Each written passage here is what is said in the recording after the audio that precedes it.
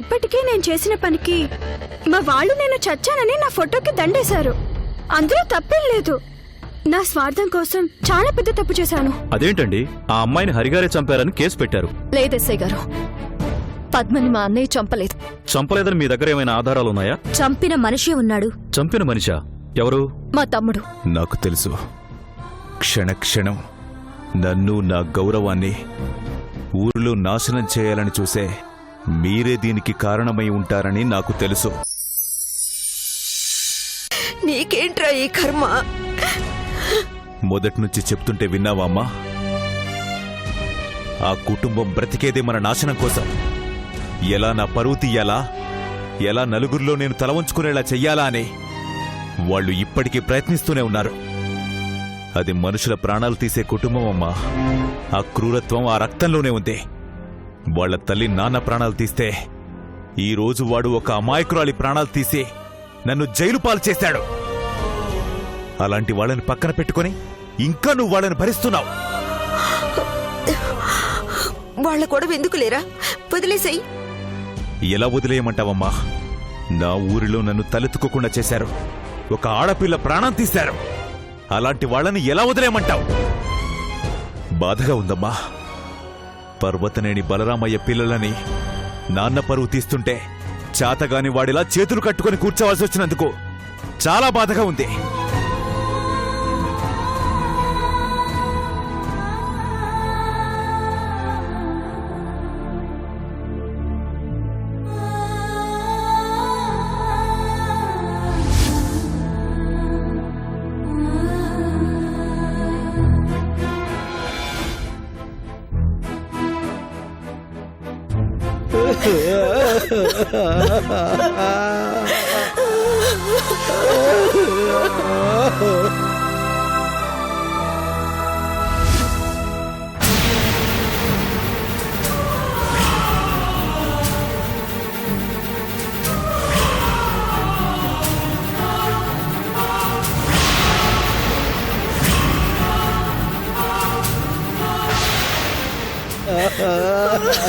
అమ్మ పద్మ,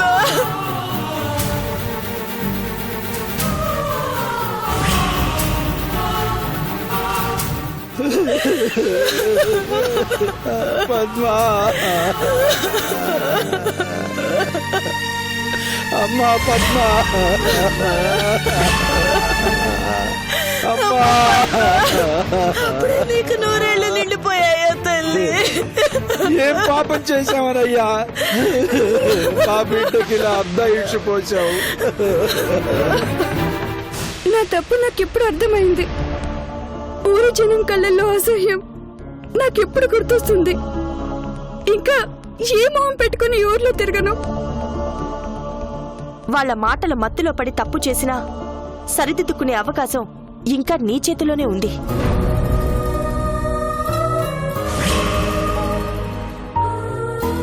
అమ్మా పద్మ, ఎంత పని జరిగిందమ్మా. అమ్మా పద్మ, అమ్మా సుభద్రమ్మ తల్లి, చూడమ్మా చూడు, నీ తమ్ముడు నా బిడ్డని అన్యాయం చేశాడు. అమ్మా, నువ్వు 10 మంది ప్రాణాలు పోస్తుంటే మీ తమ్ముడు నా కూతురి ప్రాణాలు తీశాడమ్మా. చూడమ్మా.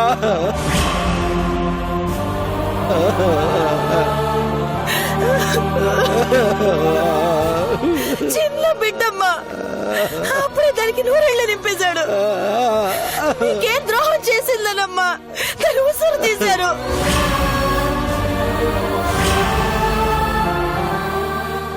అమ్మా పద్మ,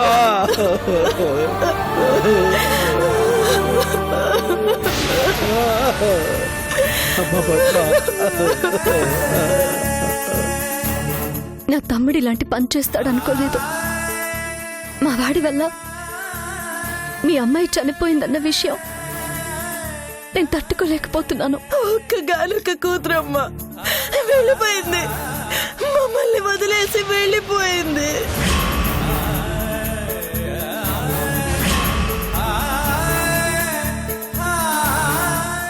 చైతన్య కూడా కావాలని మీ అమ్మాయిని చంపలేదు.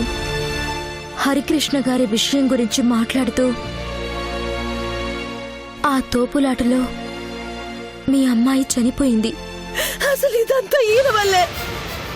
బ్రతుకున్న కూతురికి ఎవరైనా దండేస్తారా? నా బిడ్డ బ్రతుకుండగాని దండేసి దాని ప్రాణాలు తీశాడు.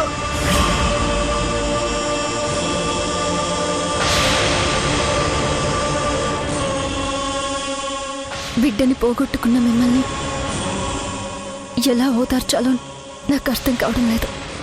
మా వలన మీకు ఇలాంటి కష్టం రావడం చాలా బాధగా ఉంది.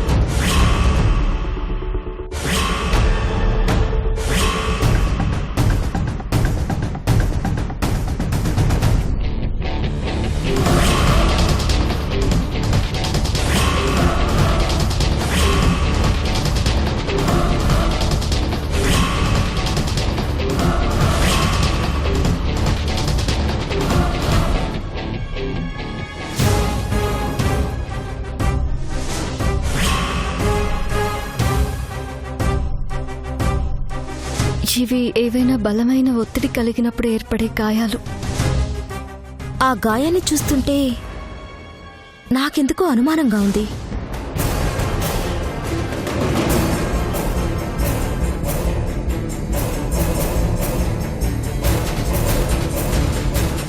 పోస్ట్మార్టం రిపోర్ట్ చూస్తే తెలిసిపోతుంది.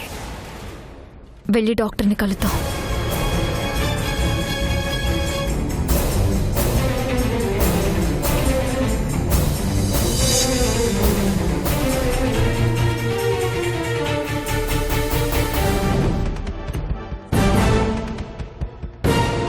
Excuse me sir. ఎస్, ఏం కావాలి? నా పేరు సుభద్ర సార్, పర్వతనేని హరికృష్ణ గారి చెల్లెల్ని. ఓ, హరికృష్ణ గారి చెల్లెలా? కూర్చోండి.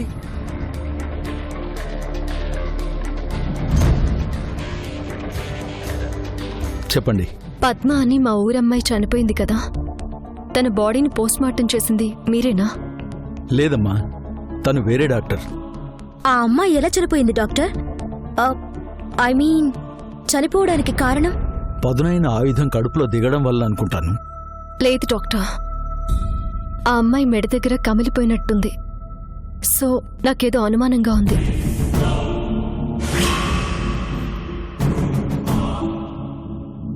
నేనొకసారి పోస్ట్మార్టం రిపోర్ట్ చూడొచ్చా? అలా రిపోర్ట్స్ అందరికీ ఇవ్వకూడదమ్మా. నేను డాక్టర్నేనండి, ప్లీజ్.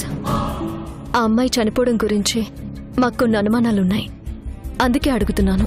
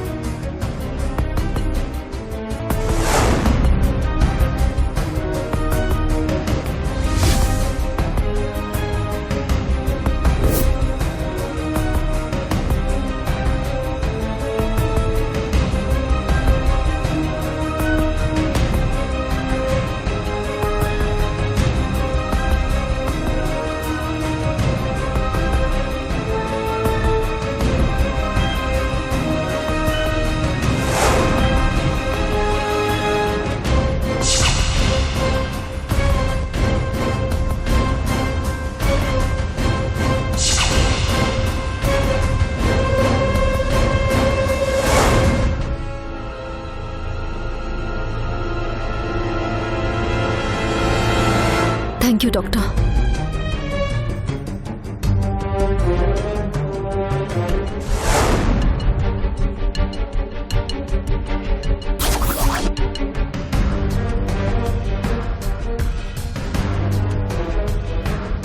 నీ అనుమానం నిజమే శిరీష. పద్మ చనిపోయింది ఆ రాడ్ గుచ్చుకోవడం వలన కాదు, రాడ్ గుచ్చుకోవడం వలన బ్లడ్ ఎక్కువగా పోయి స్పృహ కోల్పోయింది. అంత గాయమైనా కనీసం 6-7 గంటల సేపు ఆ అమ్మాయి బ్రతకడానికి అవకాశం ఉంది. మరెలా చనిపోయింది? గొంతు దగ్గర ఎవరో బలంగా వత్తడం వలన ఊపిరందక ప్రాణం పోయింది. అంటే ఈ హత్య చైతన్య చేయలేదనేగా? అవును శిరీష, వాడు కోపంలో తోయడం వలన రాడ్ గుచ్చుకుంది కాబట్టి వాడు తనే చంపాను అనుకున్నాడు. మరెవరు చేస్తుంటారు? అదే ఆలోచించాలి. వాడు కోపంలో చేసిన తప్పుని ఆధారంగా చేసుకొని ఎవరో పద్మని చంపేశారు. మా అన్నయ్య దృష్టిలో కూడా నా తమ్ముణ్ణి దోషిని చేశారు.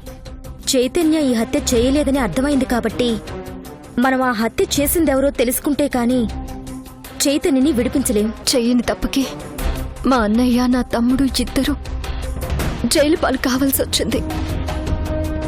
అందుకు కారణమైన వాళ్ళు ఎవరో తెలియాలి. వాళ్ళ అంతు చూస్తాను. ముందు వాళ్ళెవరో తెలుసుకునే ప్రయత్నం చేయాలి. ఎవరు చేసుంటారు?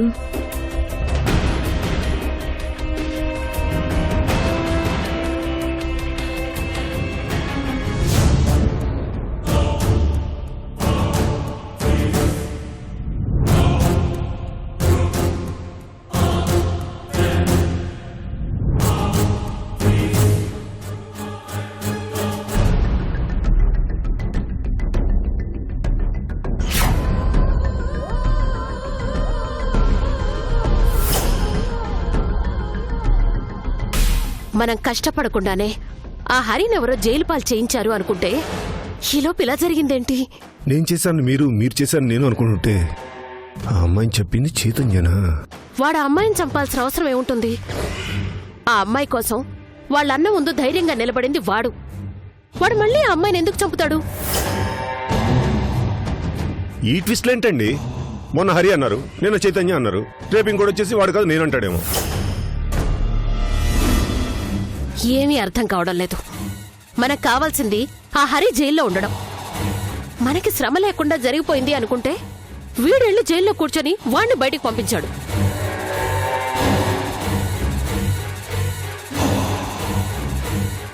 పద్మని చంపాల్సిన అవసరం చైతన్యకి లేనప్పుడు మరి ఇంకెవరు చంపుంటారు? ఎవరు చంపితే ఏంటండి గణపతి గారా? ఇప్పుడు దాని గురించి ఎందుకు? ఎవరు చంపితే ఏంటి అంటావేంట్రా? ఆ హరిగాడు బయటకొచ్చాడు. మళ్ళీ మన కష్టాలు మొదలైనట్టే. ఆ రోజు అరెస్ట్ చేసేటప్పుడు కూడా హరి ఏమన్నాడో గుర్తుందిగా? అరెస్ట్ చేయించడానికి మీ దారులు మీకుంటే ఏ తప్పు చేయని నేను బయటికి రావడానికి నా దారులు నాకుంటాయి అన్నాడు. ఇప్పుడు అదే జరిగింది. అసలు ఈ గోలంతా కాదు. దాన్ని ఎవడు చంపాడో గాని చంపకుండా ఉండుంటే మనకి తలపోటు ఉండేది కాదు. దాన్ని అడ్డం పెట్టుకుని మనం ఇంకేమన్నా డ్రామా ఆడేవాళ్ళం. సంపాపోతే మీ ఇద్దరు కలిసి నాకు అత్యంతలేసేవారు. నేను దాన్ని పెళ్లి చేసుకుని వెళ్ళి దాని గుడిసెలో కాపరం ఎట్టుకోండి.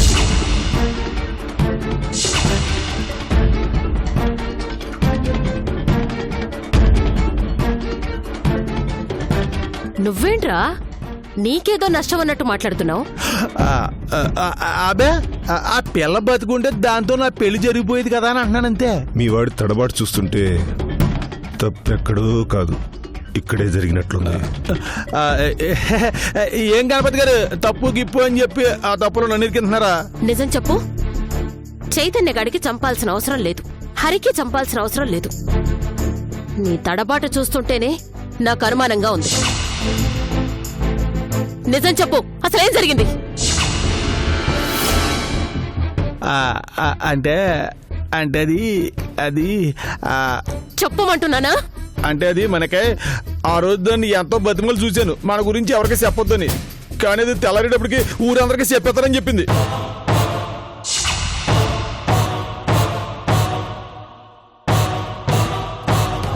ఈ లోపు అరిగాడు వచ్చినాడు, కొట్టేశాడు.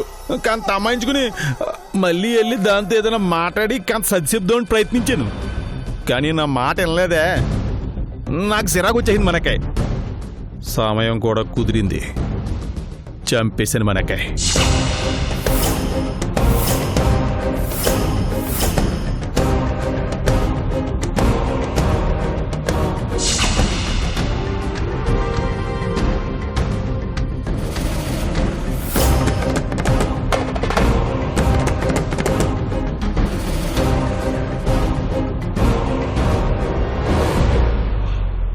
నువ్వు చంపావా?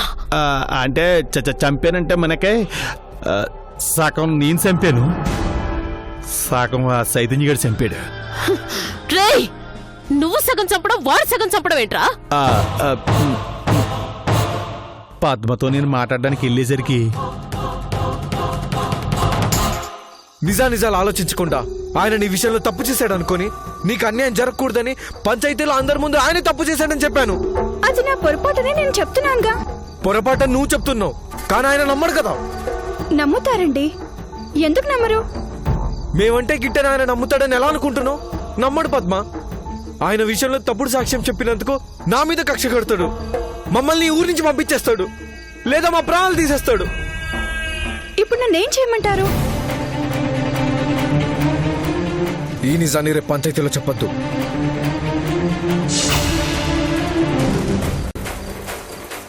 పద్మ, లేదు, నేను ప్లీజ్ చెప్పాల్సిందే. పద్మ, నా మాట విను పద్మ, నా నేను మాట విను వెళ్ళాలి. పద్మ. ఆయన నన్ను చంపేస్తాడు పద్మ, ప్లీజ్ పద్మ, నా మాట విను పద్మ. పద్మ, పద్మ,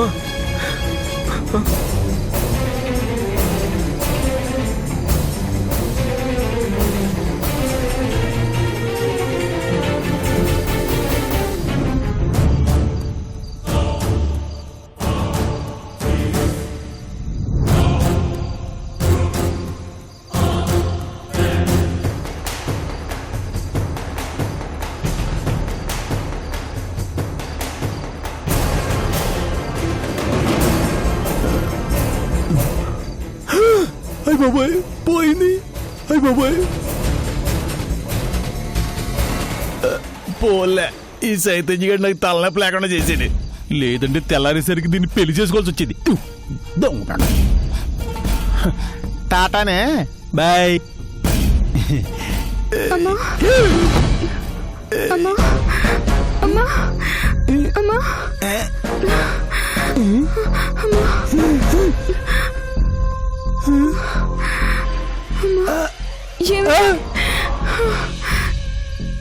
ఏవండి, నన్ను కాపాడండి. బాగా నొప్పిగా ఉందండి. మిమ్మల్ని ఎంతగానో ప్రేమించాను కదండి. నువ్వు ప్రేమించవులే.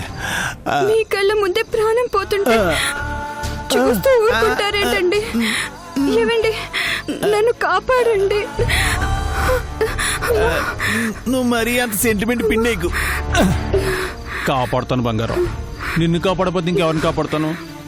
తప్పకుండా కాపాడతాను, తప్పకుండా కాపాడతాను, తప్పకుండా.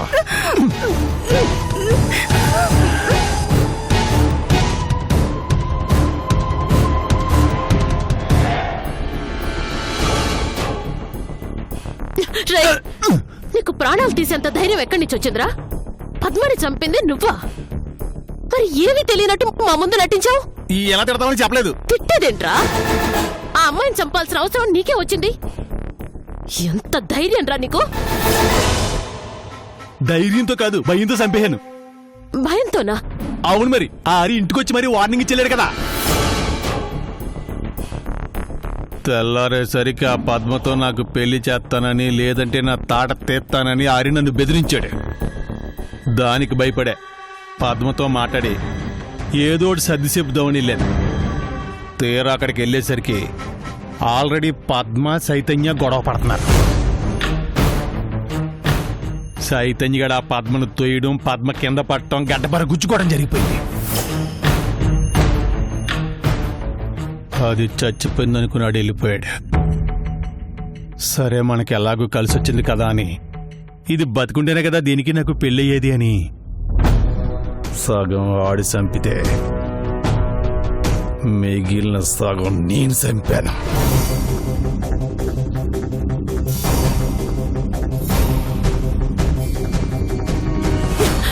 ఎంత పని చేసావురా? అంత పని చేయకపోతే అది వచ్చి మన కొంపలో కూర్చునేది నా పెళ్ళం కింద. పద్మం చంపిన తర్వాత హరి జైలుకి వెళ్ళాడు అనుకుంటే ఈ చైతన్యగాడు ఆ హత్య చేసింది నేను అని జైల్లో వెళ్ళి కూర్చున్నాడు.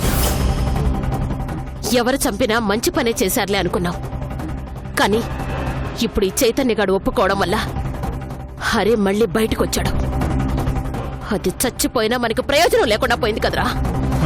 అది చచ్చినందుకు ఎవరికి ప్రయోజనం ఉన్నా లేకపోయినా నాకు మాత్రం ఫుల్ ప్రయోజనం ఉంది. ఇప్పుడు మనం ఆలోచించాల్సింది మన గురించి.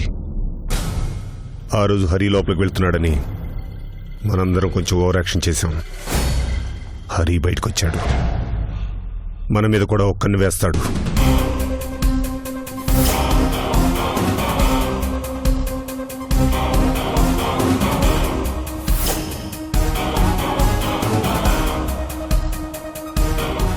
మన జాగ్రత్తలో మనం ఉండడం మంచిది.